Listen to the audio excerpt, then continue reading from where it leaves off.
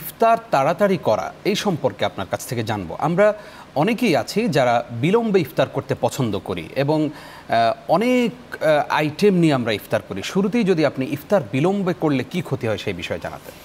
ধন্যবাদ আপনাকে। আলহামদুলিল্লাহ, সালাতু ওয়াসসালামু আলা রাসূলিল্লাহ। বাদ, ইফতার এটা একটি আমল, ইফতার করা। আবার ইফতার করার ক্ষেত্রে বিলম্ব না করা আরেকটা আমল। কারণ হলো নবী করিম সাল্লাল্লাহু আলাইহি সাল্লাম বলেছেন, লা ইয়াজালু হাযিহিল উম্মাহ ফি খাইর মা আজ্জালুল ফুতুর ওয়া আখারুস সাহুর।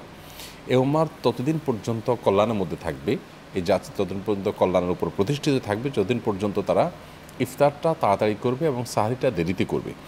আমরা এর আগে এক এপিসোডে দেরিতে সাহারি করা সম্পর্কে বলেছিলাম যে দেরিতে সাহারি করা, বিলম্বে সাহারি করার গুরুত্ব কী, মাহাত্ম্য কী। আর তারই ধারাবাহিকতায় আজ ইফতার তাড়াতাড়ি করা নিয়ে আমরা কথা বলছি। ইফতার তাড়াতাড়ি করার মিনিং কী? এর মানে হলো সূর্য ডুবে গেছে এটি নিশ্চিত হওয়ার পর আর বিলম্ব বা দেরি না করে দ্রুততার সাথে ইফতার করে ফেলা। এক্ষেত্রে তাড়াহুড়ার মানে এই নয়, বা তাড়াতাড়ি করা ইফতার করা মানে এই নয় যে সময় হওয়ার আগে ইফতার করে ফেলবো। ধরুন 6টা20-এ সূর্য ডুববে, তো আমি 6টা19-এ ইফতার করে ফেললাম, তো তাড়াতাড়ি মানে এটা কিন্তু নয়, এটা কিন্তু সীমা লঙ্ঘন, যার কারণে এর কারণে যা সেরে আবার রেখে দিতে হবে। আর 6টা20-এ সূর্য ডুবলে 6টা20-এ আমি ইফতার করে ফেলতে হবে।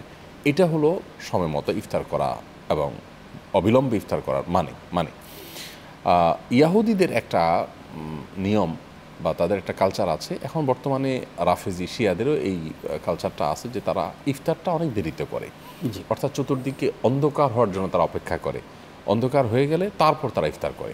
এখন সূর্য ডুবার সাথে সাথেই তো চতুর্দিকে অন্ধকার হয়ে যায় না, সেজন্য অন্ধকার হয়ে যাওয়ার জন্য দেরি করার কোনো প্রয়োজন নেই। গ্রামে গঞ্জে এমনকি শহরেও অনেক মানুষ এখনও আছেন যারা সময় হওয়ার সাথে সাথে ইফতার করলে তারা সেটাকে অ্যাপ্রিসিয়েট না করে বরং তারা প্রশ্ন তোলেন যে সারাদিন রোজা রাখতে পারলে আর 2-4 মিনিটের জন্য কি তুমি মরে যেতে, কেন এত তাড়াতাড়ি করলে?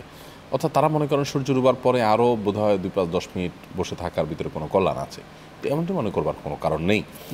মূলত আমরা অপেক্ষা করছিলাম আল্লাহর নির্দেশের।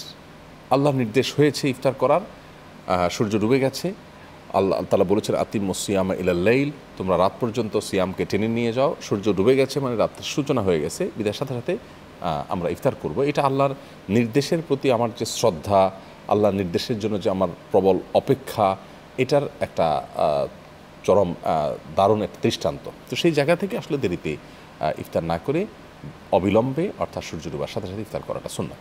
জি।